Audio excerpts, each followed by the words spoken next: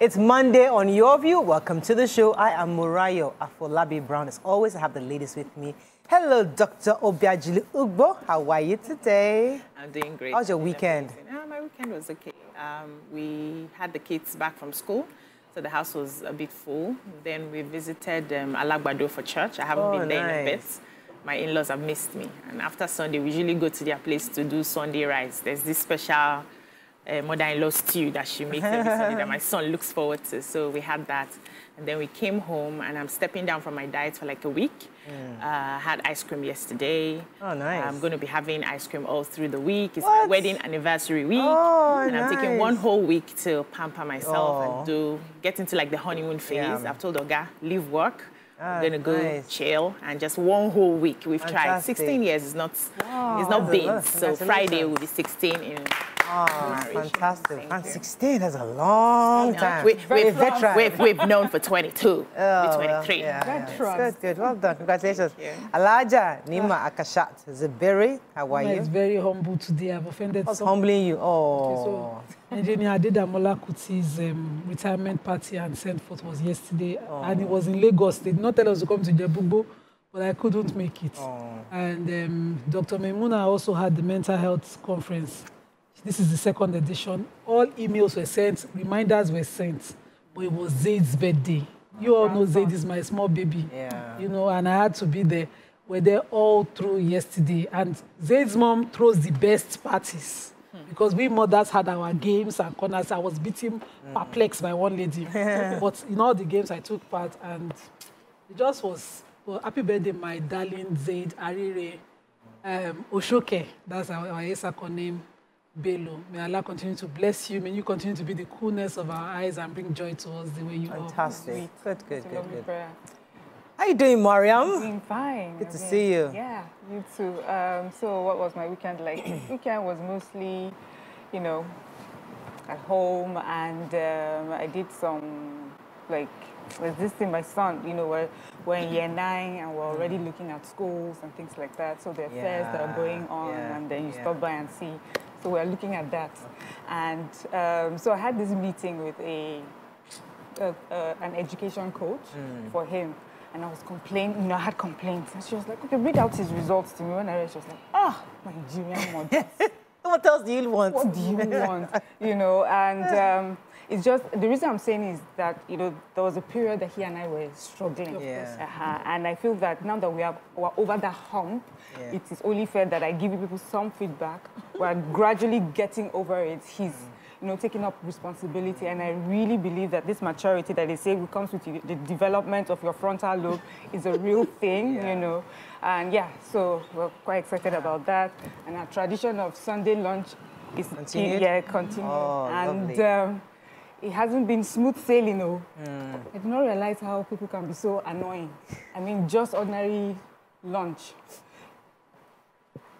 People just find it hard. Yes, people just find it hard to comply. Then I'm like, imagine when you now have to be a governor of a state or the president of a country. So to give a daily report to the public. So good all in all. And you? Fantastic. Well, I mean, weekend was quite interesting. My cousin's birthday was on Sunday, Biola Basharoon. We went to, I like the fact, you know, on my own birthday, I got a few of my Akabasharoon cousins together. We hung out. So it was her turn. It was her birthday. On Sunday, so we just hung out in her house. I took my kids, all the children were there meeting their cousins. It was really nice. It was a good thing to reconnect, and I really enjoyed it. It's been a tough weekend for me because I'm just recovering and a lot of emotional issues, but I'm good. I'm good. I'm able to sleep. Did you sleep? Yeah, I finally slept, and I'm doing well. And my driver was ill. He had measles for a week. Yes, last weekend. And he now resumed today. My husband said, Uncle, go to the house. How did you get measles as adults? I don't know. I don't know what happened. Where did you get it from? I don't know where he got it from. No, he never got his own. The vaccination, possibly. No, it's not the vaccination. It's one per lifetime. With the vaccination, you get infected once a lifetime. So most of us that had it as children. I thought that was chickenpox. No, even measles. So some people miss their after just 1 week, he now resumed today. I said, Uncle, from the window. Uncle, drop my key, go back home. Did you fumigate the car and everything? No, I didn't. He didn't enter the car. You are vaccinated. He didn't enter the car because he only washed the car outside. Until you are vaccinated, it's only once in a lifetime. Probably had yours as a child. Yeah, he probably did. Not like that. So I said, I almost said he should resume next year. Don't bother. Wait till January. We'll not take you around. I'll manage myself. Is measles. No measles now, you're afraid. I feel. So what if you had to handle a baby? No, because I just got out of the hospital. Yeah, my immunity is still so low. Any small thing I will catch. So let me just say that you understand. Leave you with forever. Yeah, oh, please. Let's go to a break. When we come back, we'll look at the front pages of the paper. Stay with us. We'll be right back.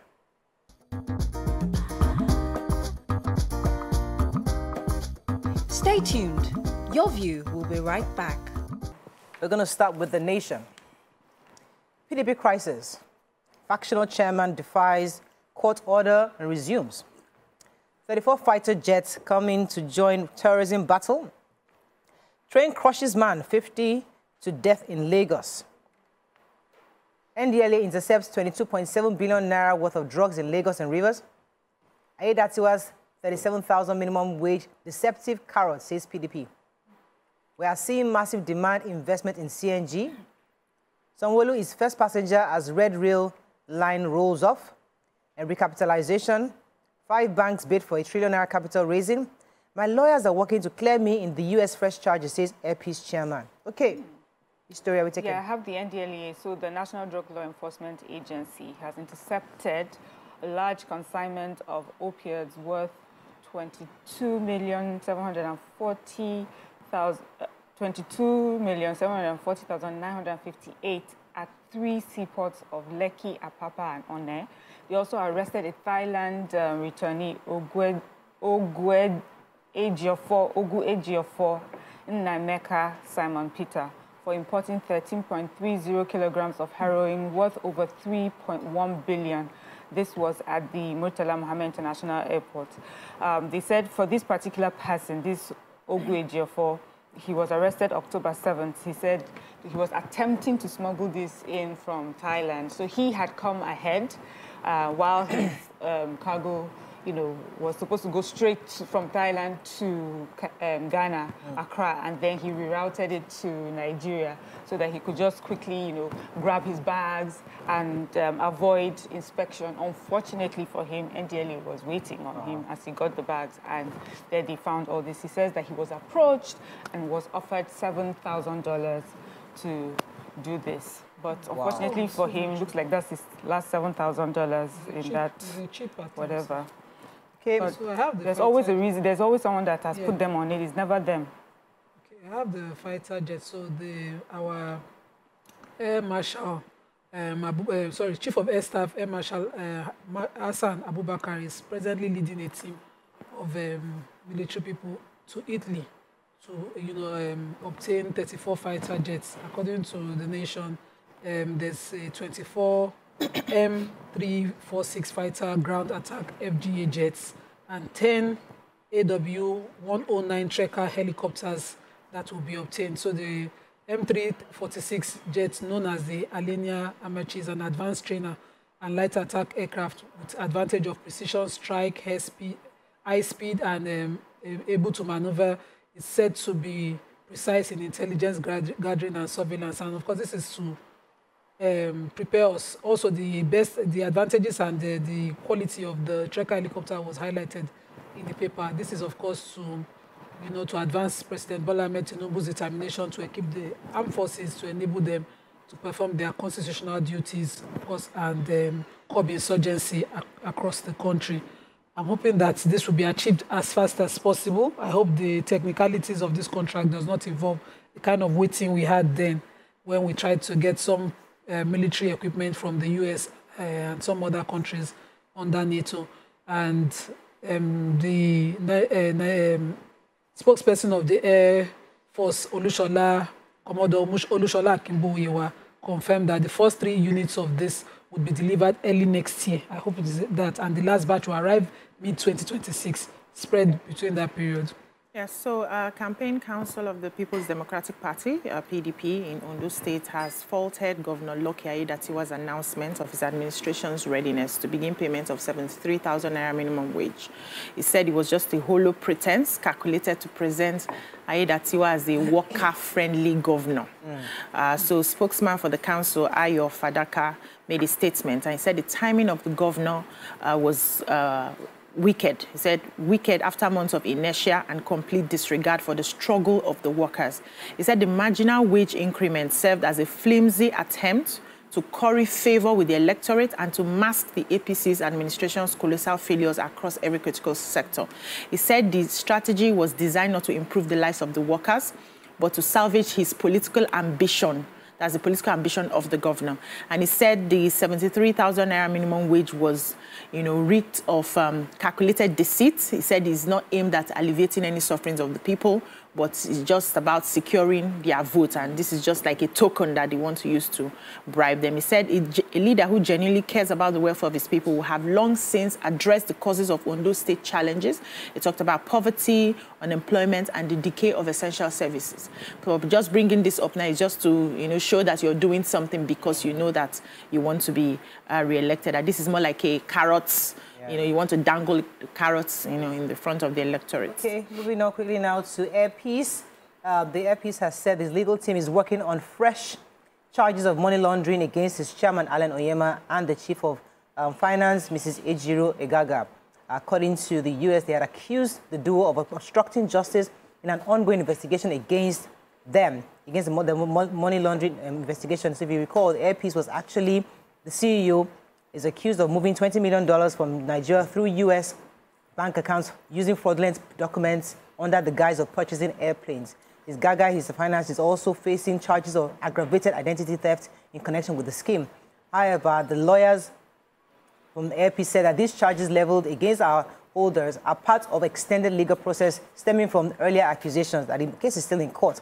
While the charges have been expanded, it is important to state that both of them remain innocent, and these are mere allegations, and we should wait for the judgment. But the U.S. Attorney Buchanan, the U.S. in Atlanta, was saying that the two defendants allegedly attempted to obstruct justice by committing additional fraudulent acts aiming at disrupting the investigation. Moving on quickly now to the Punch. FG may ground 60 private jets today. Dangote meets marketers Tuesday over new petrol price. God never planned suffering for Nigerians, says Obasanjo. Okay. FG, Italy finalized talks on 34 new fighter jets. Obaseki Okpebolo's transition panel discussed handover today. NDLA nabs Thailand returnee from 3 billion naira drugs. And cooking gas price jumps to 1,500 per kilogram. Okay. Okay, let's do the cooking gas. So they say Nigerians are, while we're still struggling with the high cost of petrol, the price of liquefied petroleum gas, which we know as cooking gas, has also increased to 1,500 naira per kg. But the managing director, chief executive officer of NIPCO PLC, Suresh Kumar, said the Dangote refinery and other domestic refineries will likely bring down the price of cooking gas because everybody's talking about the increment. He said over 60% of cooking gas consumed in Nigeria is still being imported. So the Punch correspondent had to go round to check the prices of the cooking gas, and they said it peaked at 1,500 in some retail outlets in Ogun and Lagos. As of Sunday, the average price for refilling a 12.5 kg cylinder of cooking gas has increased by 41.6% to 17,000 in different areas. I bought, I think on Friday for 16,500. He said the same commodity was sold in July for 12,000 naira. In some places, 11,735 naira as of January 2024. Now, the price now that is increasing is reflecting the trend in the markets, which is, coming back on the consumers, the fact that we are heavily relying on importation of gas. I know we've talked about this gas flaring that we've been doing across, that we can find a way to take in and see how we can supply gas to people. And I don't know the arm of government that's supposed to be looking into reducing the flaring of gas, because we have a lot of wastage going on in that area. And then we are still heavily importing gas. I don't know, very soon all of us will go back to firewood and maybe use charcoal, to cook. All right. So let me go on a short break now. We come back, we continue with our review. Stay with us, we'll be right back.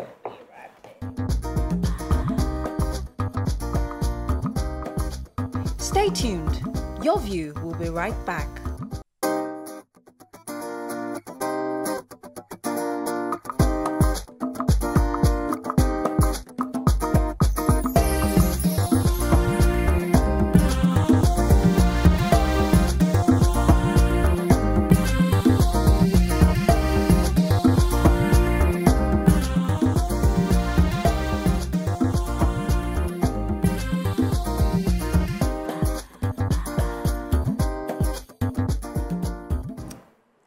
Thanks for staying with us. We're still reviewing Punch. What's the story? So I have the Edo State story. So according to the Secretary to the State Government of Edo State, Joseph Eboigbe, who is also the head of the transition panel set up by the governor in July, he wrote a letter to the governor-elect on October 10th, informing him of a supposed October 14th today meeting on the transition. Yeah, so they're supposed to have this proposed October 14th meeting where things will be done. In the letter, it read that they are as they prepare for transition, they believe it's crucial to have a smooth handing over, and they expect that he will put together his own transition team so that they can easily inform and transfer details. But I don't know, the story did not carry the reply of the governor-elect, whether there's a team. This team by Governor Baseki is a 20-member inaugurated transition committee team. So we're looking to hear the other side. We're not here. But the meeting that they're being on serious, that the meeting is tomorrow, Tuesday. Is that tomorrow? No, 14th. 14th. Oh. So the letter is October 10th. So now last week, the right time. We'll see whether the meeting holds today and see the number of members. Yes, October 14th. This is 14th. 14th is today. Yes. So see the number of people that will come. Okay. Right. I've got the federal government through the Nigerian Customs Service will Monday, that's today, ground over 60 private jets owned by very important persons in the country over unpaid import duty running into several billions of naira. Imagine that. They said that the reports are saying duties are not being paid on majority of private jets currently in the country, and NCS, that's the Customs Service, is seeking, how to recover these unpaid import duties. They said that a few of them have already received notification of the grounding of their aircraft. No fewer than 55 other operators will get their letters today. And, they named all the different types of jets. What do we know? Regular us, But, for me, I was curious as to how they were able to get away with not paying import duties that run into such amount. But they said that there's this, that they've explored, that most of them explored these technical loopholes in regulations to fraudulently obtain what is called a temporary import permit. So this allows for you to, for a period of 12 months, you're able to have like a stay, before you start paying the duties. But Nigerians have found a way to extend this by, and then you get that 12 months, then you can extend it by 6 months twice. But Nigerians have found a way to extend it indefinitely. So, of course, yeah. Interesting. I had a dream about being in a private jet. So this night, I woke up thinking now somebody. Not blown, ma'am. Not blown. So how coincidental. Anyway, former President Obasanjo was yesterday at Methodist Church in Abuja. He was there to celebrate with the Archdiocese of Abuja. He was celebrating his 40th year in ministry, and he was saying that God's plan for Nigeria was never of struggle economically. Noting that the country is blessed with abundant resources. He said specifically that Nigeria, he said, just as Egypt has River Nile, Nigeria has River Benue and Niger, plus crude oil, fertile oil, and other natural resources. I believe that God didn't plan for Nigeria to be economic, to have these problems. God created Nigeria for abundance, and that our leaders must do what they can to ensure that Nigerians reap the fruits of our natural resources. Paraphrasing. Okay. Moving on now to Vanguard. Petrol crisis, FG resolves NNPCL marketers dispute. Price of bread rising faster than inflation rate. DSS releases 2 #end bad governance protesters in Kaduna. VC's appointment sparks row in University of Abuja. National Assembly considering raising VAT to 10% by 2025, says document. Edo government writes Okwebolo APC on formation of transition team, and Olu of Warri urges Africans to break free from mental limitations. Okay. So the Department of State Services, DSS, this weekend released 2 end bad governance protesters who have been in detention in Kaduna. According to the Vanguard, they said the security agency was still processing other detainees. As at press time, they said there were no fewer than 125 protesters still in detention, including 38 remanded by Justice Emeka Nwite in Abuja. They also found that 38 detained protesters will appear before Justice Nwite for further hearing on their bail. The 125 detained protesters have been in custody now for over 62 days. And meanwhile, Mr. Deji Adeyanju, which is the counsel to the protesters, in a chat yesterday expressed concerns over the lack of transparency in the judicial process. And according to him, he said authorities claimed to have filed charges, but our team has yet to receive any of the documents. He said the development highlights the inconsistencies in handling of protest-related cases nationwide, though most of the 873 protesters arrested in Kano have been released due to collaborative efforts by the Nigerian Bar Association, that's the NBA. So he said that efforts are ongoing in Sokoto, as 2 protesters have been released in the Northwest region. Nationwide, over 1,000 protesters were arrested. They've been going back and forth. Some are being released. And so they are hoping that the rest will be released and praying that the judicial process will be transparent enough for everyone to see. Okay, so I have the bread story. According to the operators in the bread industry, because one of the key indicators to why the price of bread continues to grow is that Nigeria produces less than 1% of its wheat need, indicating that the local supply quantity is decreasing despite the 2 decades that they've been operating backwards. And this, of course, makes them rely more on imported wheat. Of course, means that the prices of flour continue to go up. And they have said that they were saying to Financial Vanguard that they will continue to push the cost of it to consumers, hence the increase in bread. Vanguard on its own went out and found bread between 2,500 for large sizes and about 1,500, and the predicting increase in prices. I have not experienced any recent increase, and I hope it remains that way. I have the Olu of Warri, Ogiame Atuwashe III, has urged Africans to break free from mental limitations and unlock the continent's vast potentials. This was at the King's Banquet in Abuja. He emphasized the need for unity and collaboration among African countries to overcome historical injustices and drive economic growth. He highlighted all the advantages that Africa has, natural resources, geographical location, and then he urged leaders to harness these blessings for development. He also talked about the women, that we need to elevate and empower women. God has given them tremendous birthing power. As African men, we should not only tap into this creativity and strength, but also encourage, support, and elevate. So this, there are other dignitaries at the event as well who, echoed the same sentiments as the Olu of Warri. So it was just interesting. He is one monarch that I find quite interesting to see. He carries himself with such grace and dignity. And also his Olori, is that what she's called? The wife of the Olu. Yes. Okay, moving on to New Telegraph. Confusion as 9 PDP governors reportedly endorsed the Magum suspension. Nigeria not ballots for UN Human Rights Council post his presidency. Sunday Igboho seeks UK Prime Minister's support for Yoruba Nation. Chronic stress increases colorectal cancer progression, says study. Obasanjo, I believe God didn't create Nigeria for struggle. Senate threatens Umahi Dabiri, others with arrest. And Treasury bills. CBN's reform boosts foreign investors' stake by $2.68 billion. Okay, so I have Igbo. And on behalf of the Yoruba people, he wrote a petition to the UK Prime Minister, Keir Starmer. Is, of course, asking for his support for the establishment of Yoruba Nation. This is what the New Telegraph believes is in his letter. His spokesperson, Olayomi Koiki, also tweeted that they submitted this petition on behalf of the leader of the Yoruba Nation, Adebanji Akintoye,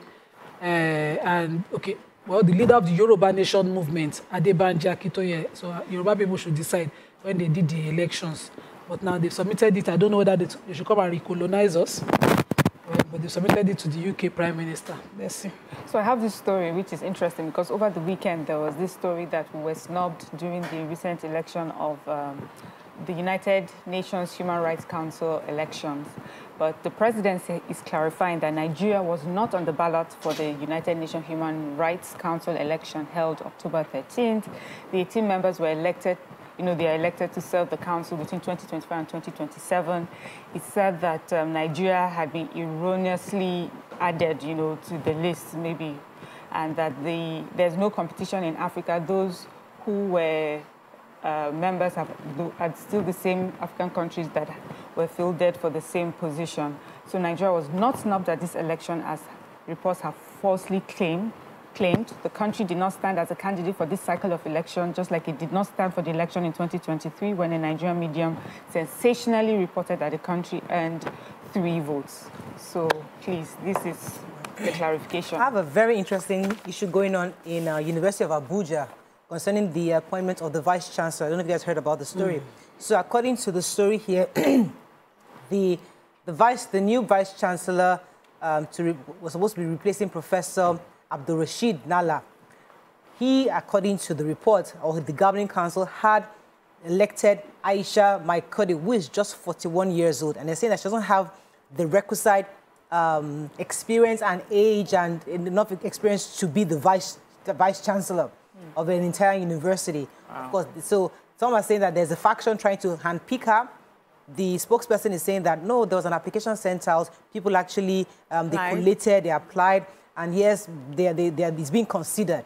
But there are some people saying that she has been handpicked to be the person to take over. Because according to the professor who left, he was one that actually brought her forward to assist it, to be the academic, I think the deputy vice chancellor for academics. Okay. So he picked her then. When he was now leaving, he's now trying to get the governing council to make her the VC. So there's drama going on. There's Godfather. They are watching. There's Godfather in the academics. But see, everywhere even in church. Everywhere. God, thank you. Everywhere. We'll see how that goes. That's all we can take on this segment. When we come back, move on to our next segment. Stay with us. We'll be right back.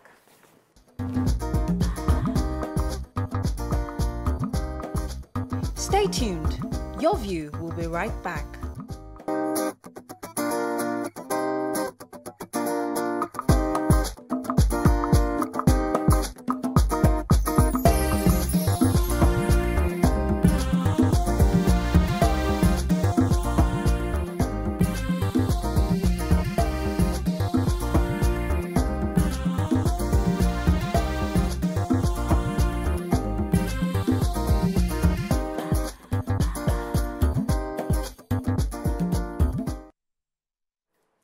Thanks for staying with us. So we hear the Federal Road Safety Corps, FRSC, introduced a new mobile app and the National Crash Reporting System to improve road safety and address road traffic crashes across the country. Also, in October 2023, they had tried to, at some point, seek permission to carry firearms. But we were actually more focused today on the fact that we are having the Ember Month already.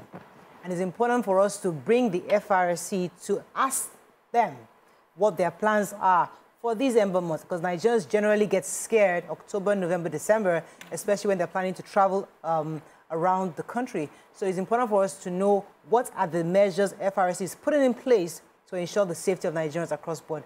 We have with us Corps Sector Commander, RS21 Lagos Sector Command, Mr. Kehinde G. Hamzat. Welcome to the show, sir. Thank you so very much. Good to have you. My sincere pleasure. So Nigerians usually, Ember months, they get scared, they're worried that to ensure that there's enough people on the road to ensure safety of Nigerians.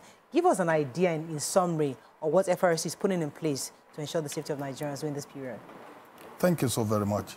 You see, like any other months of the year, we are looking at Ember months. September, October, November, and December. People see these months as maybe sacred. It's not different from any other months. For example, a driver that drives between January and August, what he could not make between January and August, he will be rushing in the name of trying to make it between the month of September to December, so that the Yuletide season, you know, it's always characterized with rushing. So people rush to get things done, and at the end of the day, you are supposed to make 2-3 tons, but you want to make more tons so as to make more money. Thereafter, thereby causing different kind of towards a situation. So these are the things we see within this period, but the truth is not different from any other. Okay. part of the year. Yes, so I agree with you. It's really not different, but our perception makes it different. Yes. And because everybody's rushing to try and mop up what maybe they have not made at the beginning of the year, we see that rush, and we also see that crime. Everything is increased. The roads are rougher. Accidents happen. I would like to know what steps your agency has taken to see that there are enough men on the roads so that when things happen, they are quickly responding, they are taking out what needs to be taken out of the road so that people can have a free flow. And if you have also increased the number, understanding that the way our perception is that we are definitely going to rush. Even after explaining to us, we will still rush. Are you planning to help us in that? Definitely. You see, there are some areas during Christmas and New Year, they are not really a point to note, like the northern part of the country. So during this period, administrative activities are reduced as well. So people within the administrative sector at our zone, at our national headquarters, will be withdrawn to these areas where we are in need of a lot of people. Okay. So at that point, we'll increase personnel and, of course, vehicles, including the tow trucks. That is vehicles that are meant to remove obstructions. We will deploy most of them at the areas where they are actually needed. And of course, we partner with other agencies. You see, safety is everybody's responsibility. You and I are all safety personnel. One thing I have not really seen happening is members of the press joining us in advocating, in controlling traffic. You see, when these top guns that are mostly violators, I'm sorry to use that word, when they see the press, they tend to behave. Unfortunately, we've not seen us working together, and these are part of the things I'm looking at as the sector commander Lagos. I'll definitely partner with the press, with every other agencies, even the state traffic agencies. I wish to partner with everybody to ensure that we have a seamless Yachted period. Well of the celebrity Special Marshal. Special Marshal, yeah. So there's a partnership. So there's a partnership ongoing. But, you know, I'm curious. I would like to know, because I know that this message, especially during these Ember months, as we call them here in Nigeria, is there's always been FRSC coming out sort of sensitize Nigerians. Just like, could you give us an update? Do you think there's been any difference in behavior since this increased sensitization and awareness that FRSC does towards this month? Would you say that traveler behavior or driver behavior has improved, or have you seen some changes as a result of these conversations? Yes, but we're trying a new dimension this time. Okay. You see, now we're thinking of town hall meetings. All right. Because we discovered that we go to the park, we're not trying to jettison the idea of going to the parks, or motor parks.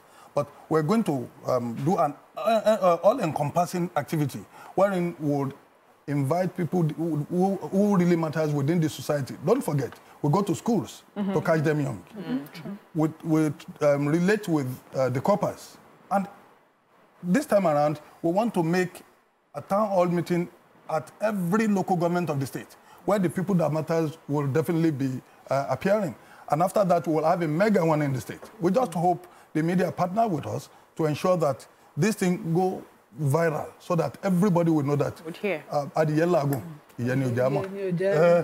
So I have a concern. You know, the road safety is such an important institution that their work is belittled.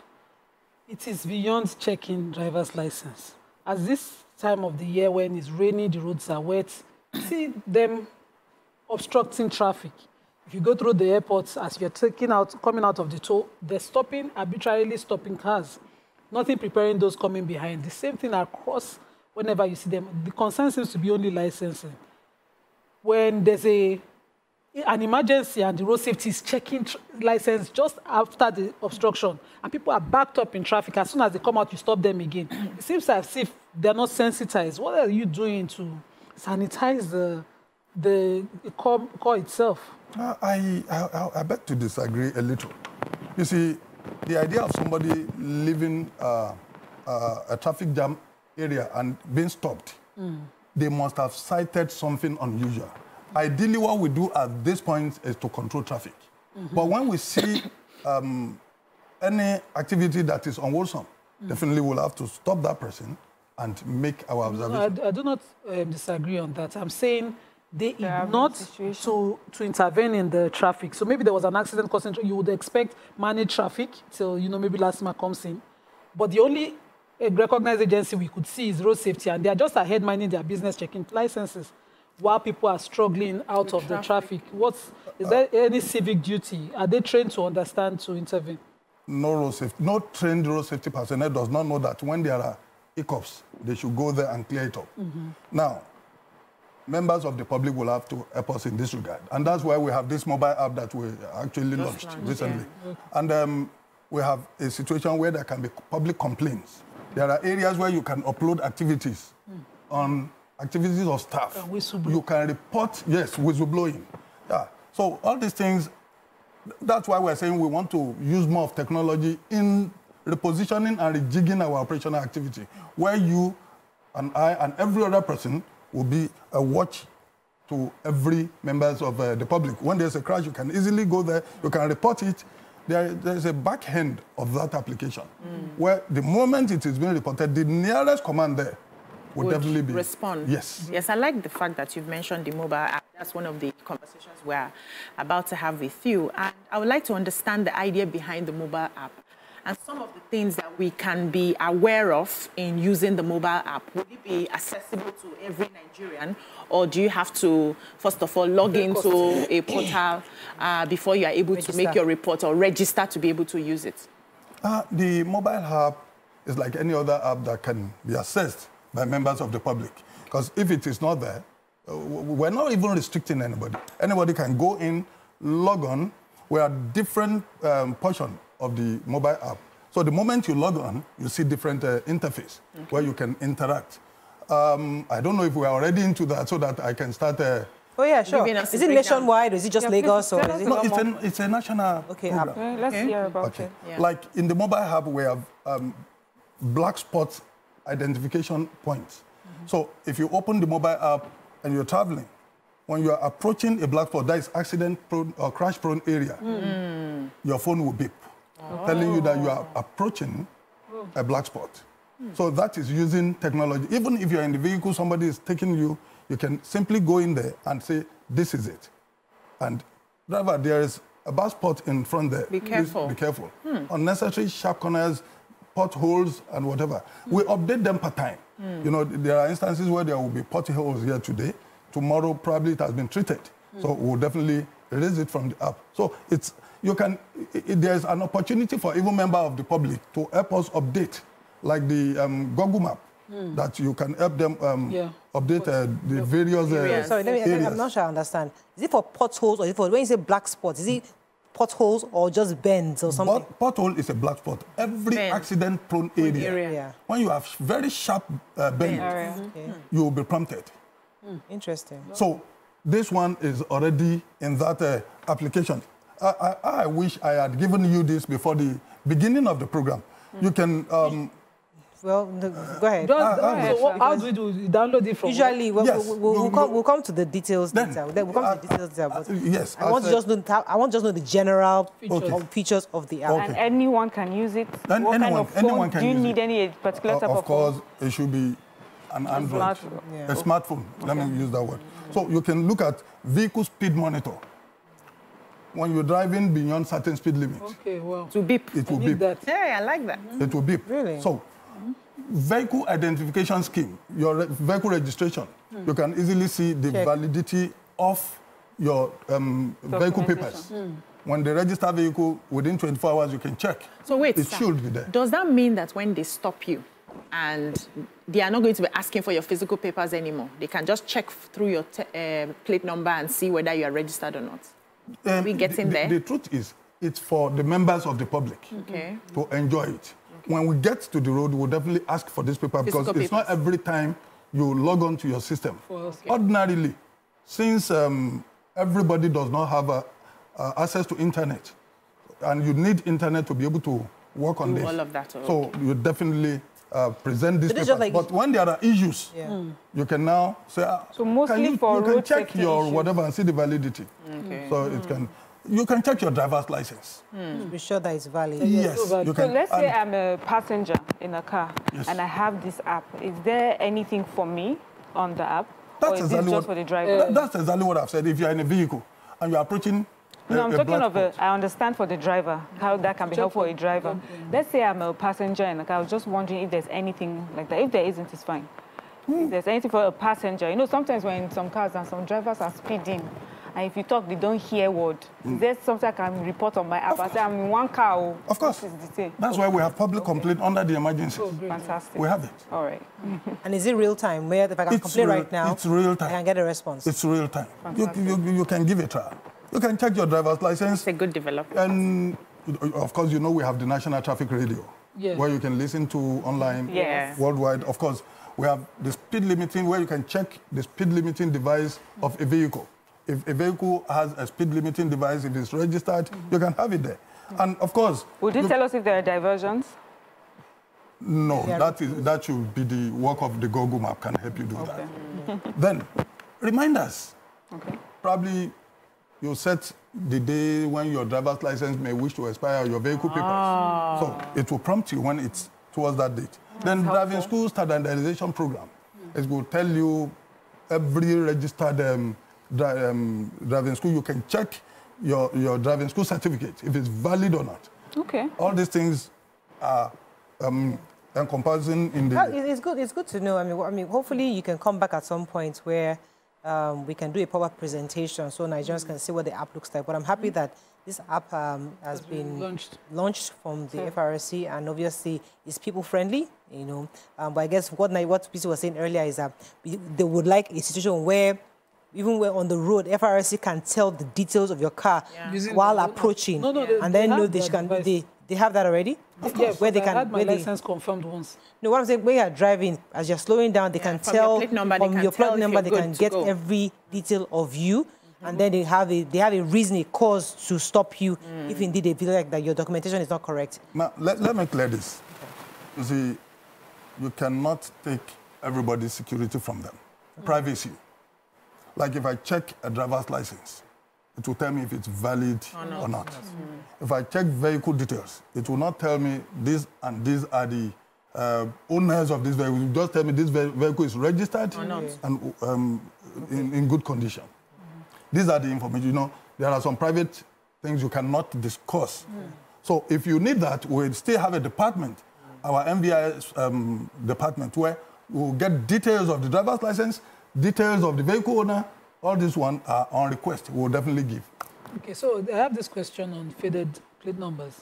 I recently found out that they said it's a crime. I've not seen the statute that makes it a crime, but we don't manufacture plate numbers, and the durability of it is not in your hands. So how is this a crime, and what measures are there to help instead of punish? So do I need to change my entire plate number or just repaint it? Can I paint it myself? You can't paint it yourself. There is a provision for replacement.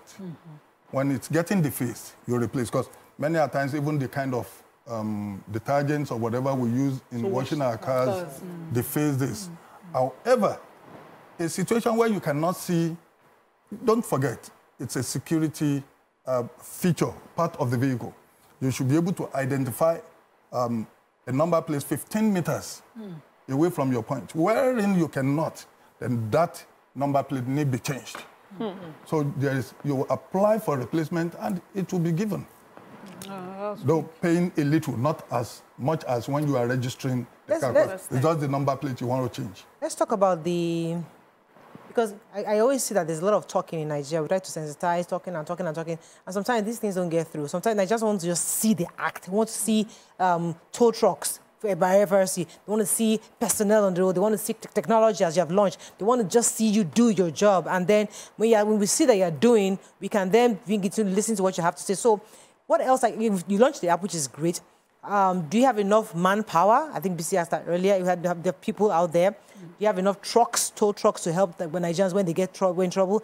Is there a toll-free number that we can call just in case there's an issue quickly that we know? So those are the things that Nigerians need to hear and know about to know that, yes, if there's an issue, FRSC can be there to help us. Thank you very much. Of course, we have an emergency number, 122.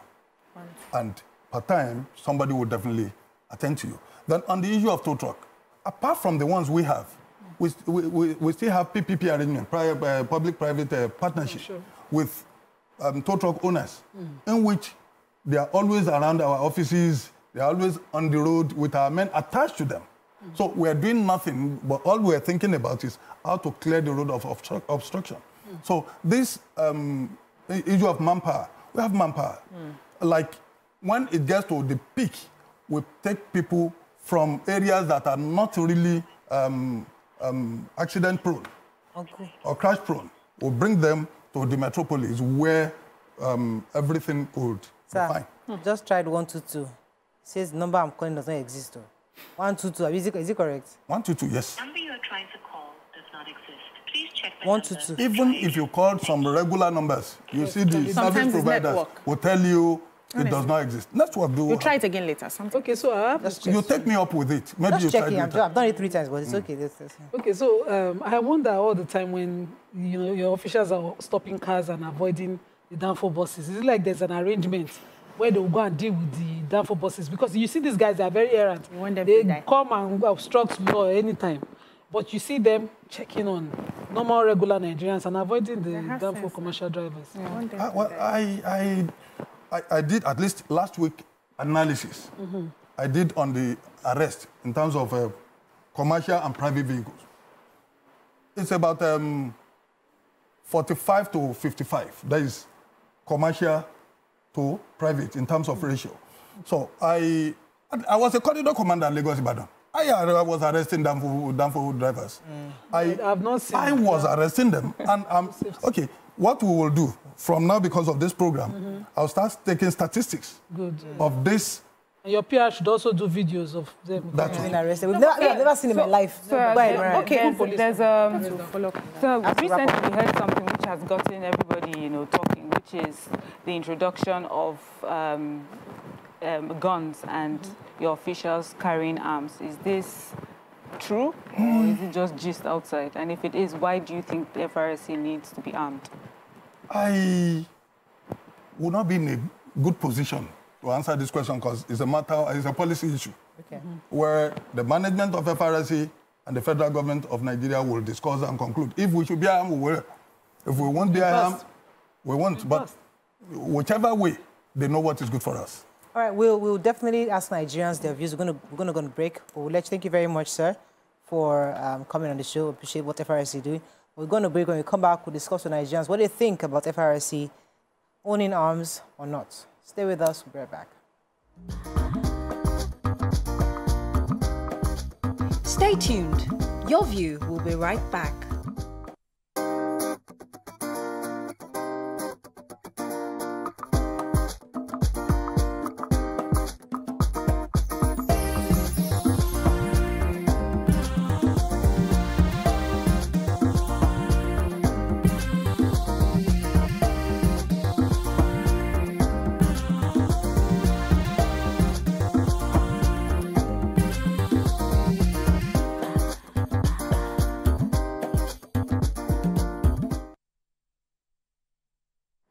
Thanks for staying with us. So our hot topic today is the Enugu State Mortuary Tax Law. We saw on social media where there was a circular that was sent, approved by the tax, by the, it was the revised laws of the Enugu State 2004, was sent out according to the online reports. It says that the first sum of 14 naira is supposed to be paid by the owners of the corpse per day. So if you, for example, your corpse stays there 100 days, you get to pay 14 naira per day, and then that tax is supposed to be paid to the government. And they said this is not, the intention was not to generate revenue. The intention actually is to dissuade people from leaving their corpses there longer. And we've seen stories where people leave corpses for years. Some people just abandon the corpse there, either because of family issues, or in a situation whereby there are no taxes paid, because now the owners of the mortuary are forced to pay the tax. I'm not even sure if it's the mortuary or the state, but I'm not sure if it's the mortuary owners that paid or the corpse owner. But either way, the tax must be paid. Now, what are your thoughts on this? Because many are considering that this is a very good law to impose across the country.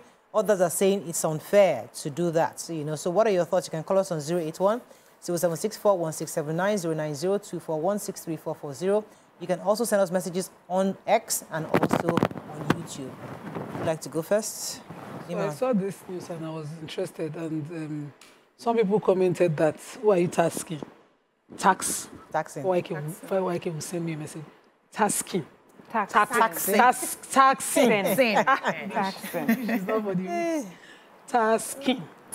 Tasking. Well, are you tasking the dead or the living? And I was wondering, did the dead choose to go and be inside ice? Are they ice fish? It was the choice of the living to choose the time they want to party. And when they do it with the dead body, what they like. And most times it's not really to honor, personally, to honor the dead. And the state government I don't even think that the daily fees for, keeping the bodies is worth anything, really. I think we're just, because, it's a circumstance, something that we have sentiments about is, his person is dead. We don't really charge what is their worth. To keep a body in a good condition is expensive. Of course. And so I saw a burial once in the East, and the body was so dry. It looked like a Oporoko body. Yes. I'm telling you, because they were saying that the corpse refused to go to the grave, or the ground was rejecting him. They heaped him like one. In fact, the disrespect to the dead, that video pained me as if I knew that person. The way they were flinging the body, the body flew out of the coffin, they couldn't carry him by hand. It was really upsetting for me. And so I don't believe that, you should keep the body. I believe bury the body, postpone your party, do your party, but do not, there's a Yoruba saying, pay one bo okula shiri by burial. You honor, you show respect. Would you think that's influenced by your religion that buries immediately? Of course, and the rationale behind my religion. And I have buried a loved one. I have seen, I would not really like my loved one kept for too long, and all the drama that is around.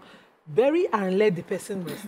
Carry your drama, because you are the living. You people are facing a different, basically that thing that you supposed to call universe.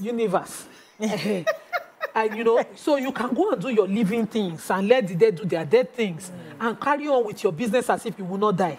But do not leave the dead while your sentiments are different. Some people say, no, I did not get a chance from my office yet. You hold your entire sibling because you can't come back into the country just yet. Some people say they buried, they did not wait for me.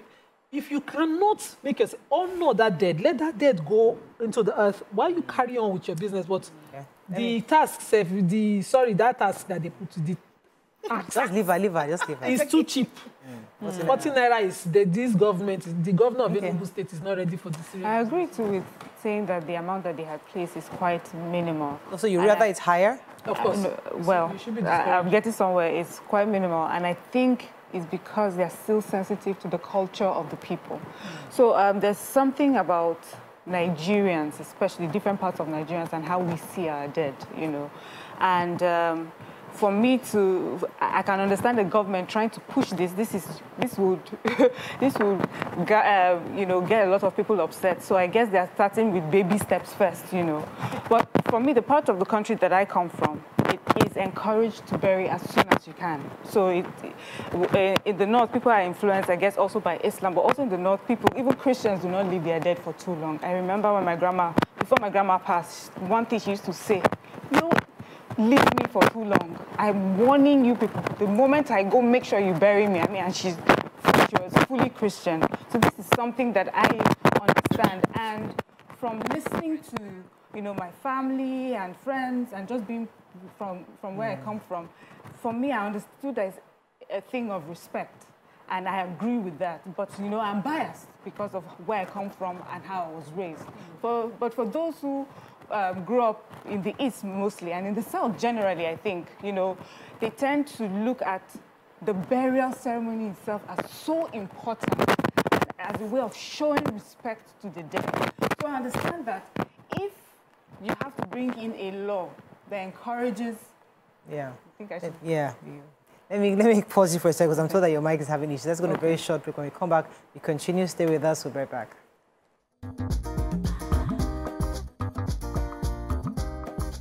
Stay tuned. Your View will be right back.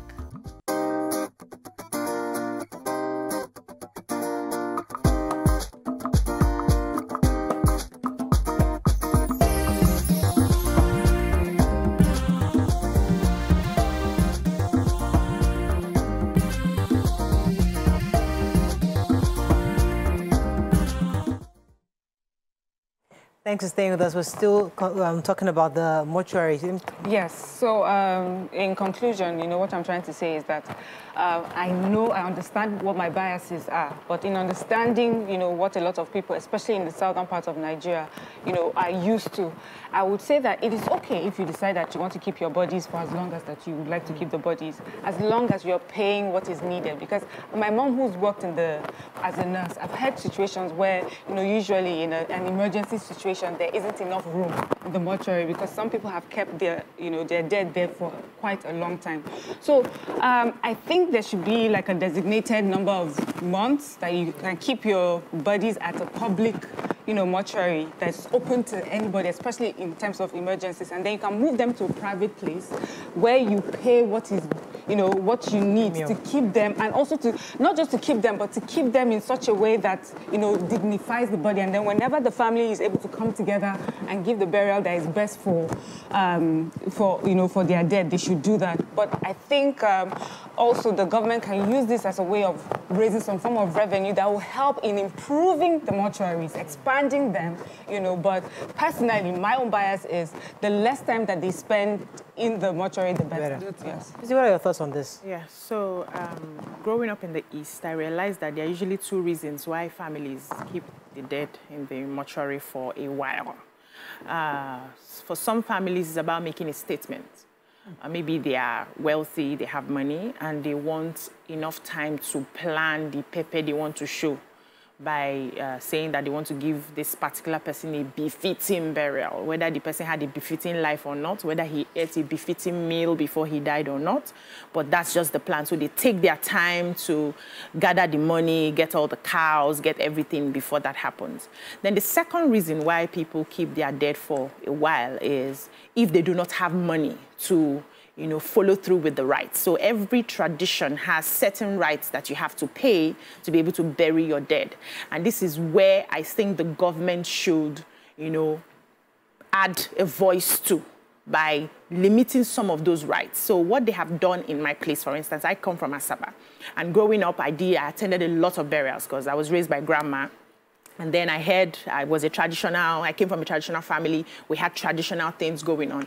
And I heard how people would have to borrow money, how people would have to pay through their nose to be able to pay the burial rights. So whether the family is struggling or not, the villagers do not care. You are going to bring 7 this, you're going to bring 17 that, you're going to bring this, you're going to satisfy Umuada, you're going to satisfy Okulagwe, you're going to satisfy. Every group has something you pay to be able to bury your dead. That's not the feeding. You're going to be feeding people every day till that burial happens. That's not the drinks you're going to buy for your guests. A lot of things. So the governor of Delta State, in collaboration with the king, that's the Asaba, came to an agreement, and they took out many of these things. The last time we buried my auntie, when I went to Asaba, I was shocked that you just pay a token and your burial goes. And my auntie died so and so. By the next few weeks, her kids came all the way from Lagos. She was buried, no noise, no extra spending, and everybody left. So the fee they have mentioned for this is too small to discourage people from keeping their dead. I've never really believed in keeping your dead for a very long time. I don't see any use. The one that hurts me is when I know that this particular person did not even eat good food before dying. And then we're gathering cows, we're gathering things for. So that money is too small, if you ask me, to discourage people. So increase that money, but also make sure that you get involved. You are the government of the land.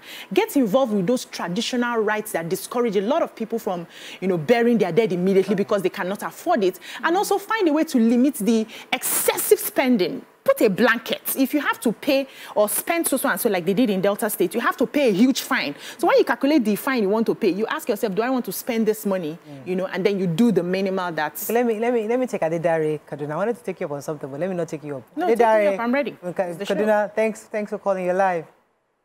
Yeah, good morning. Go ahead. Sorry, I just wish that the sector commander was still on. When your colleague asked him, about the number plate. Please, the Federal Road Safety Commission should make sure that the plate number they are giving Nigerians is of top quality. Not about the detergent that is being used to wash the vehicles. Let it be of top qualities like we experience abroad. Now, coming back to the topic, please, whatever you're going to spend for the dead, spend it while they are alive. I'm not disparaging any tradition or custom, please. Please make sure they are well fed. Not whatever you are spending after they are dead does not have any consequence. Good morning and God bless Nigeria. All right. What I was going to say, you usually say that nobody can tell anybody how to spend their money. Yeah. So if I have the money to spend to give my father a befitting burial, why would I say, because why should the government put a cap? Yeah. There's a thinking of why should you have, I feel maybe my father has done this for the community and the community wants to support and do something befitting for him. Yeah. So should we therefore encourage a cap? So I agree with you. I've always said nobody should tell anybody how to spend their money. But there's a way government comes in for checks and balances, which you that want to spend your money, you should abide to. So you are going to spend this money. But if you're going to do above what we have stipulated for the betterment of everybody, you pay an extra. You have the money after all. You pay an extra. And I know when I brought up the conversation of allowing people to spend their money is, for those people whose palate has increased for foreign goods, tax them more. If you want to eat sausages and you want to eat your bacon and everything, you pay high. Then you ask yourself, can I really afford to pay high? There are people who can afford to pay that, and they pay that. The government is making money from that as well to help the poor. That is what government is supposed to do. And to be fair, there's always been some sort of taxing on, you know, on corpses or on the mortuary use. There's always been a fee that you pay, because I've heard of some people who say they've been unable to go and collect their corpses because the fees have accumulated. And so they find themselves in a situation where it's, okay, it's better to even, the little money we have, let us use it for the living. The dead has already gone, you know. So we have that. But I think, especially with the southern part of the country, maybe to discourage people who do not have that money and they feel that they have to keep their body for, you know, just the ceremonial part of it. They can be discouraged or encouraged to try and do it earlier. So let me take Akunda. I'll come to you in, Nima in a second. Akunda, thanks for calling you live. Thank you. Yeah, good morning, Morayo and the crew. Morning. Go ahead. Yeah, please, I listened to the previous program with the FRSC man. And actually, I had wanted to ask him this question. Maybe people are not aware. About 2 weeks ago, the FRSC jacked up all these license fees and so on. You see, everybody knows what is happening in the economy now, and the social with the people. Now, he talked about engaging people, doing town hall meetings and so on. You see, the people you want to carry along, if you are hostile to them, you know, economically and otherwise, you not succeed. That is for the FRSC man. Okay, now for this issue of mortuary and so on, I just want to buy into what BC said a short while ago. You see, the government of Enugu State, they should actually have enlightened people ahead of time before imposing this tax. You see, otherwise, when people hear that government is charging tax on dead bodies and so on, as has been said by Miriam and others, you know, they won't feel happy. So that's my little contribution. Thank you. Thank you very much. Nima. So the government did not tax the dead. It is for the living and their choices. I mentioned choices deliberately. So where I'm from, burials are a big deal as well, not only in the East. If you experience an Esako burial, the traditional one, you have to bury your father for you to access the ancestral home. So we have the Idiogbe custom all south. So it's an important custom that, you know, demands a lot for the surviving people. But over time, where I'm from, the Idonege of South Ibi has continued to mitigate. Family heads, in my own family, my mother's family, we bury immediately, final burial in 2 days, 3 days. You are allowed to say, I've chosen final. Whereas before, they will say Sadaka for 7 days. You come back for Sadaka of 40 days. You continue. No, we no longer do that. And so my father, he implemented and insisted on his own. And traveling with the dead was stopped. So you can't change custom. And you can change from within your family. I think what we've seen, just as BC said, there's a flaunting or a clouting privilege of how you bury. In the East, it's not about the Idiogbe. They don't have Idiogbe custom. But it's about clout. you know, I gave my... Did you see how I buried my father? It's a matter of status. We blocked the road. You know, we blocked the road. Some people open chapel to bury. You know, so it's a lot of clouds ahead. Canopies. Let me go. You know, you see, I'm not you're a bagger now. I don't so Enugu government have not even made the money they can make. We will have 17 canopies because they have 5 wives, they have children, their family. We can if we can afford it. Yes, and you will pay extra. But Morayo, even in your own place, the dead would have rested. Let me wrap up. Because you have 5 wives, and the wives, they have children, they have grandchildren, everybody have in-laws. You have 10 canopies. The man was eating salmon before dying. It's not shower. It's not shower. That is all we can take on this segment. Let us pack this story for now. Let us not enter my territory. That's going to be very short. When we come back, we'll bring our guests because we've not stopped talking about this fuel matter. We are still, Nigerians are still asking, why are we paying so much for PMS? People are trying to answer that question in different ways. Let's try this, our next guest. Stay with us. We'll be right back.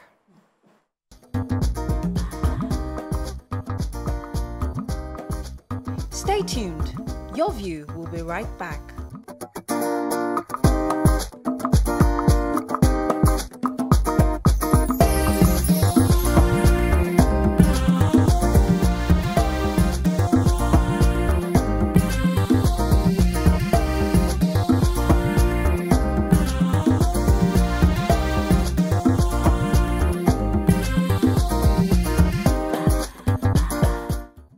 Thanks for staying with us. So still on this energy matter, joining us in the studio is an energy and natural resource lawyer, Dr. Tayo Douglas. He will be speaking on the recent fuel price hike, the fact that the federal government recently gave marketers approval to patronize Dangote, focusing on the roles of Dangote Refinery and NNPC and all the factors around the pricing. Welcome to the show, sir. Good to have you on. Thank you. Look, so I've been hearing price hike, and I'm thinking to myself, is it a price hike or is it a cost-reflective pricing? Because it's as if somebody just woke up one morning and say, okay, this is the amount you're paying and this is it. And people are talking about price hike. So help us understand, was it an intentional hike or was this some kind of a cost-reflective pricing that was necessary considering the factors that we are playing around now? Thank you very much. You see, let's start this way.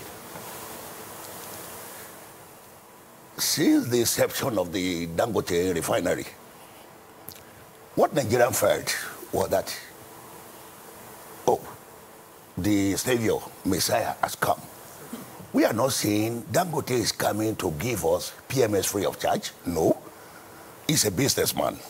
But then, various stories, various arguments, various opinions have been thrown here and there without people going into the nitty-gritty.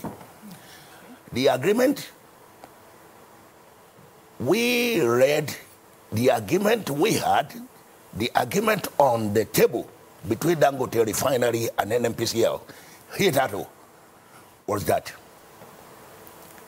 NNPCL, if he were to be off-taker, so to speak then, will be given 25 million liter barrels per day. 25 million liters barrels per day. And the agreement is supposed to take effect from the 15th of September. I can tell you authoritatively that till date, NNPCL has not received up to 7 per day. Okay. 7 million liters per day instead of 25 million per day. Would that not create crisis? Now, the hitherto agreement was that marketers will link up with NNPCL, they will make deposit for supply, and then NNPCL will give them flight to the tune of whatever they have deposited in the NNPCL account. NNPC is not receiving up to 7 million liters per day. And here are we that will consume more of the fuel, consume more liters per day. Marketers are now frustrated. They were not receiving anything. They don't even know what to do. Some are even afraid to even put their head in. So they are not making any payment because they don't even know what the markets look like.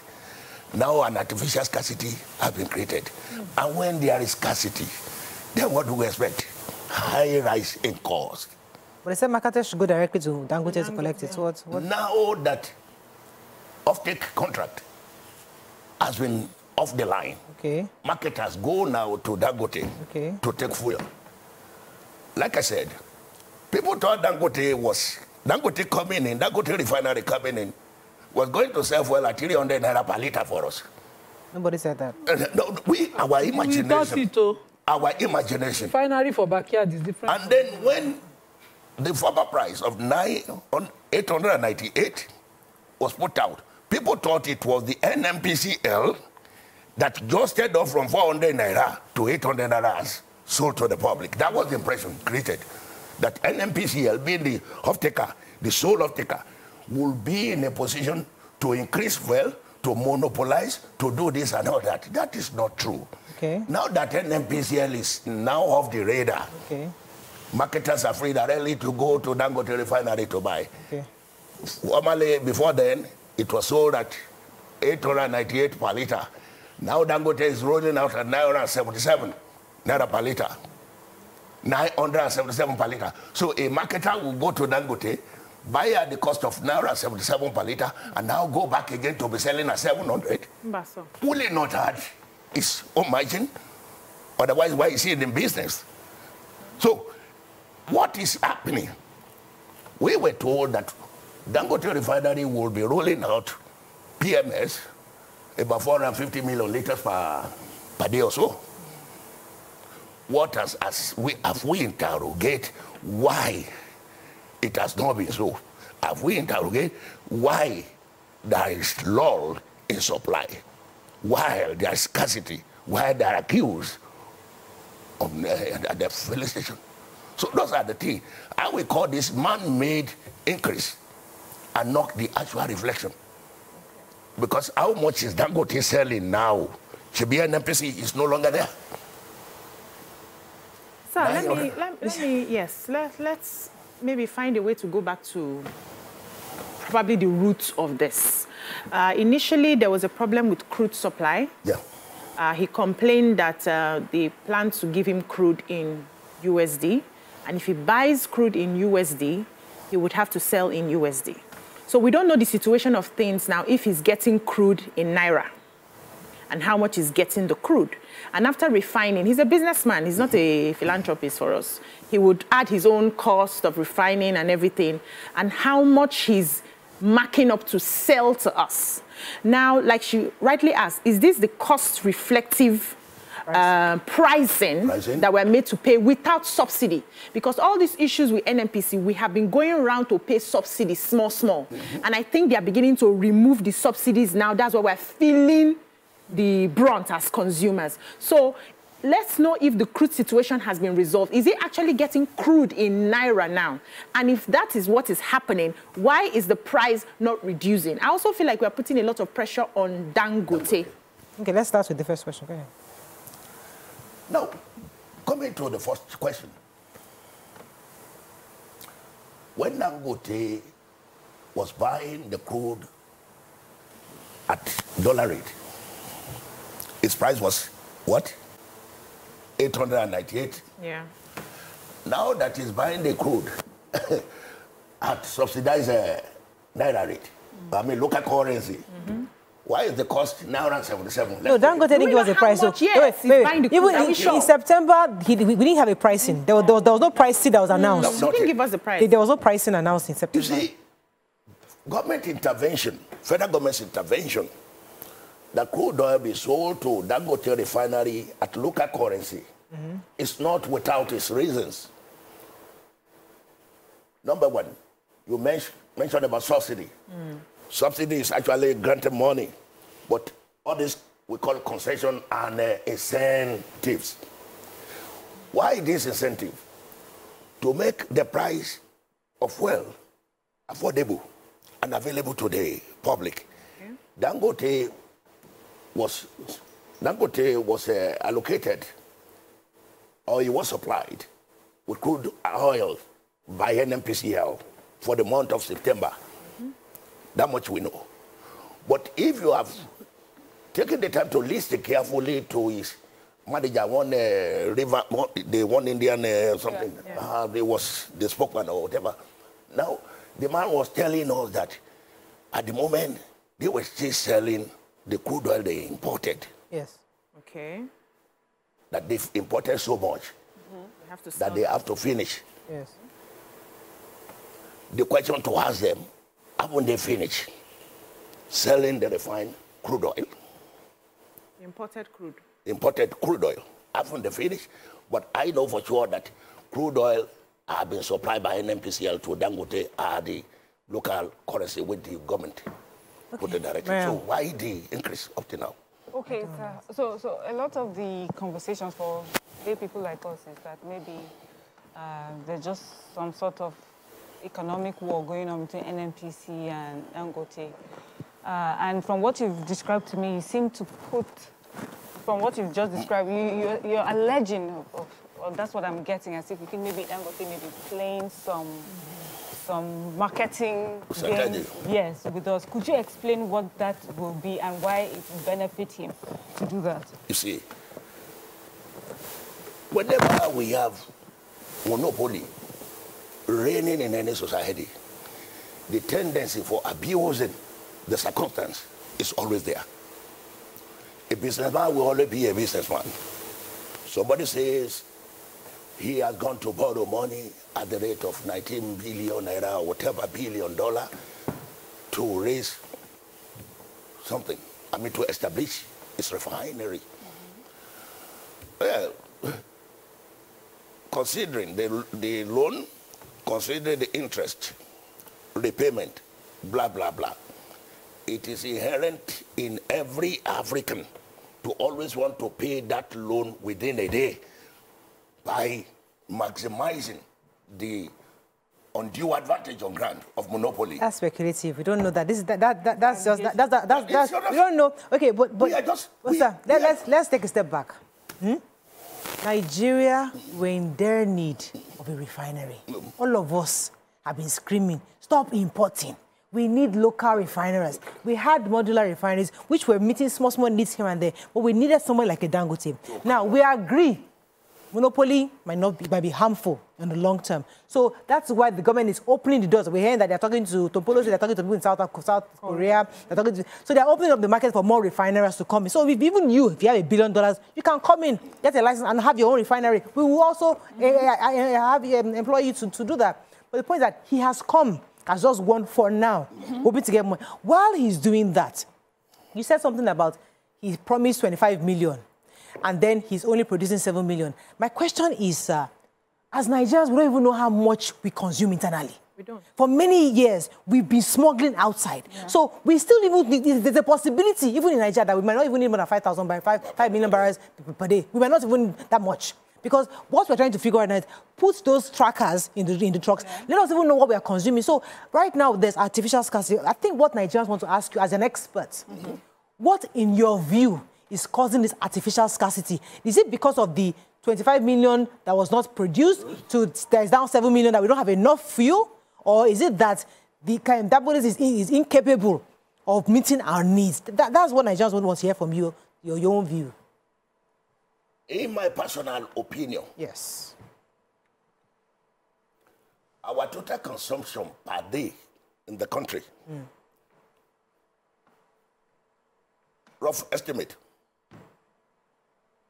can never be less than 45 million liters per day.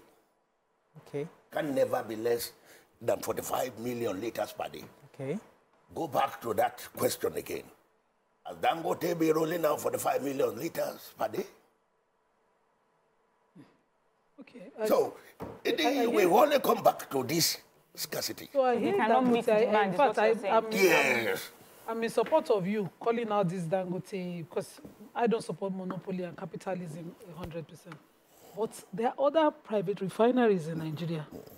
And when the president said naira for crude, he did not mention only Dangote. He said all of them. Refineries. The one in Edo, the one in Imo. Why are we focused so much on Dangote? For instance, we have private refineries.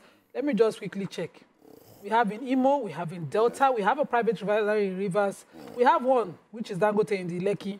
We have in Edo, which is state-owned. We have another one in Ika North, in Delta. We have in Bayelsa. We have several. If these refineries refine and distribute, would it still be on this same price? Definitely, definitely no. But, and that goes to show you that those refineries be touted might be political refineries. They may not political refineries. I say so in the sense that we toy with anything. No. That brings the burden back to NNPC. No, it won't be NNPC. Those refineries might not actually even be producing. For instance, Edo government. On our refinery that they have, let me quickly, the Edo Refinery and Petrochemical Company Limited called out what's the name, Abakari, the head of the NNPC group, and said, NNPCL, that he has continuously refused any form of supply of crude to that refinery. So as far as I am concerned, the NNPCL has too many questions to answer. Let's leave Dangote as a businessman in this. Edo refinery is more than capable to refine petrol. So I don't understand what is happening. Why they're not getting... Why the pressure is on Dangote. On Dangote. Yeah. Now, we are talking of modular refineries. Are these refineries established? Yes. To the Edo Petrochemical. Petrochemical. Are they established to refine other products apart from PMS? We don't know. Because in a mega refinery, you have about 4 products coming out aside from the PMS. We have the liquid paraffin, we have the polymer, then you have diesel, you have all those byproducts are there. Some will be established for a particular line, maybe engine oil and not PMS. But whenever people see this, they say this is a refinery. The only thing we know about refinery in Nigeria is just PMS, petrol. Why? Because of the debt of it in the society. So those are the things. Then all of that refinery, aside from Edo, we've only read it in the paper. Whether they've been producing or not, we have not seen. But I saw the celebration of the one in Imo. I saw the celebration. How many liters? On live TV. How many liters? Of the one in Imo. How many liters? I don't even know how many liters they churn out daily, but the people of the community were more than happy to host a refinery. So let's even assume that they produce 1 million liters. No, that's too much. 450. Most people, let's even the maximum you get about 50. How many cars do they have 100 barrels. And how many cars do they even have in Owerri that this refinery will not remove Owerri from this bracket of hungry people looking for petrol? Factories, it's not just I'm saying, okay, NNPC has a larger business. They have a bigger work cut out for them than what they are focusing on. They should stop doing this propaganda of NNPC and Dangote with us. They should do their job, which is, of course, to provide refined products for Nigeria. Okay, just in your... Okay. You wanted to respond to her? I want to respond to that. Please. You see, NNPCL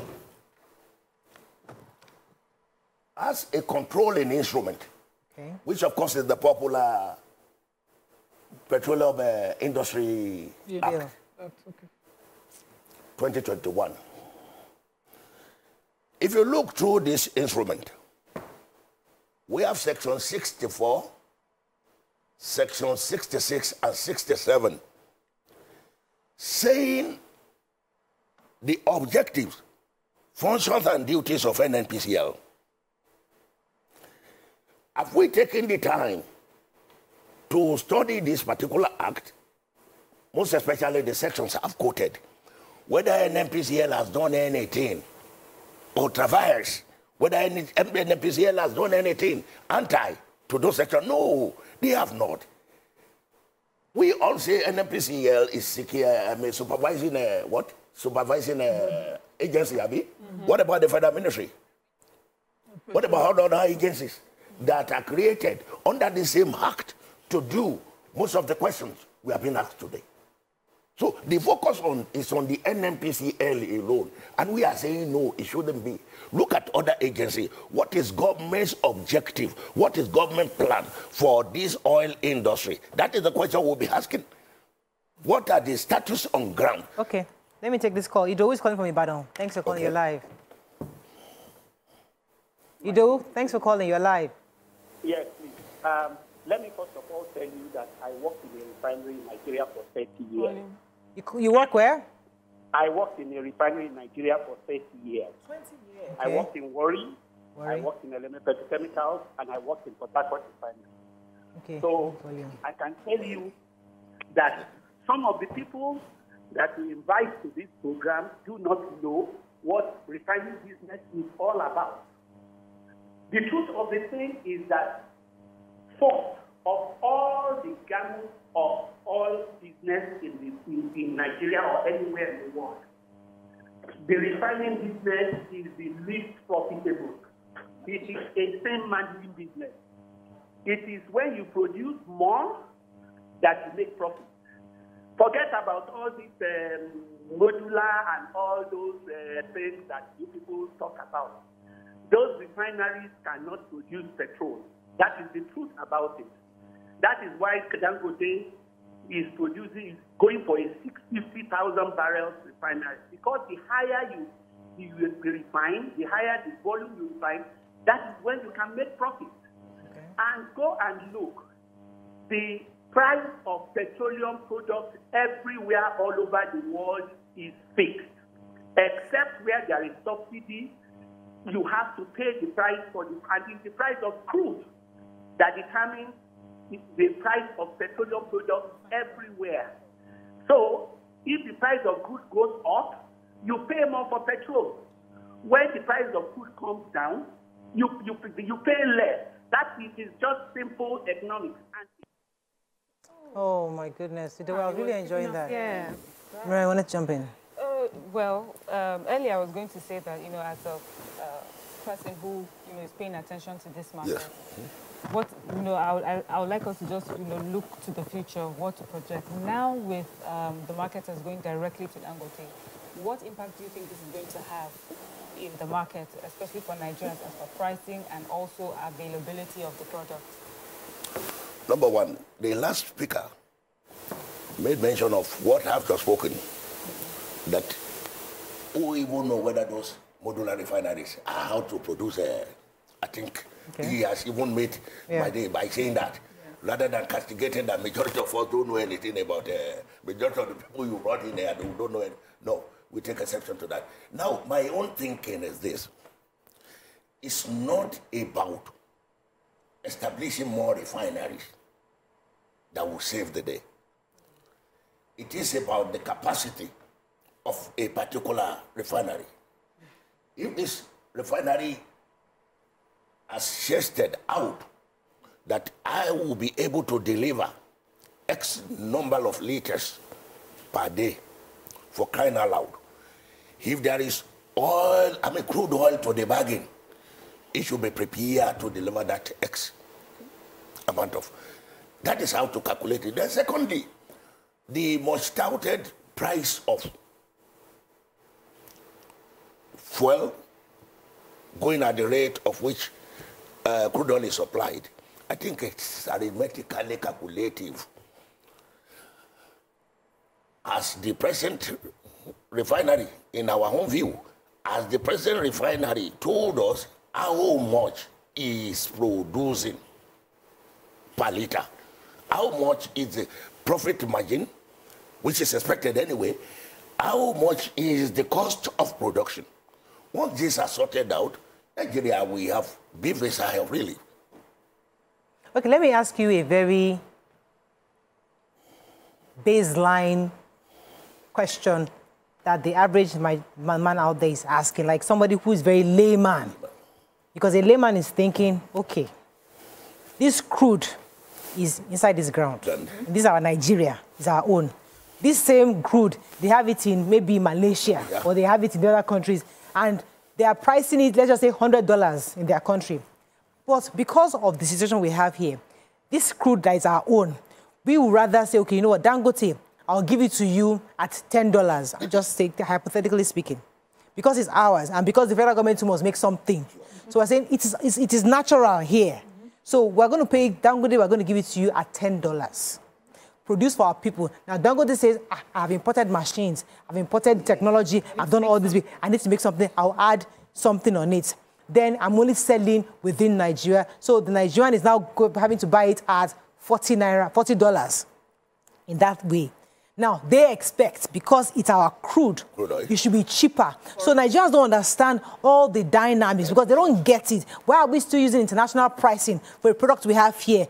Why don't we focus our resources on protecting that the fuel doesn't go outside the shores of our country? So there's no round tripping going on where we are selling only to us here as our own product and it's cheaper for us. Well, that's what the Nigerians are thinking. Yes, but to be fair, he cannot just sell only to us. He did not open this business for us.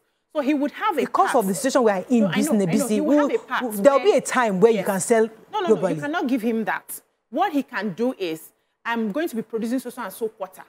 If you give me crude in Naira, I'll make sure that when I'm selling to Nigerians, I will sell in Naira, it will be cheaper. It will not affect what I'm going to sell to outsiders. And he gives us his word that he will not get greedy tomorrow and choose to sell everything to outsiders. So it's like an arrangement. I supply you crude in Naira, you sell to your people in Naira, and then we can buy it cheaper like it's done every other place where they have the natural resources. The people of the land benefit from having the natural resources. And then you sell to outsiders as well and make your money in dollars. So I asked the question one time, I said, why are we still having crude conversations in dollars? Because it's an international price. We own the crude. So we can sell the crude to the people here in Naira and then get Naira. And then when we are selling to outsiders, we sell to them in dollars. We follow the market forces in the Obodo Ibo and how it is being calculated. Why are we not making those laws as the federal government? Does being part of OPEC affect that? Not really. You see, going down memory lane, there is this theory which we call resource cost theory. It was propounded years ago. What is the theory saying? People that have abundant natural resources always suffer economic adversity. Why is it? The person that propound now opened the vista for various scholars to meet together and advance what could be done to elevate the resource cost. Then I said, paramount possible there is legislation. Once legislations are in place, things will fall in line. Unfortunately, that is not what we have in Nigeria, which perhaps might be one of the major reasons for all this who are crying about energy in the country today.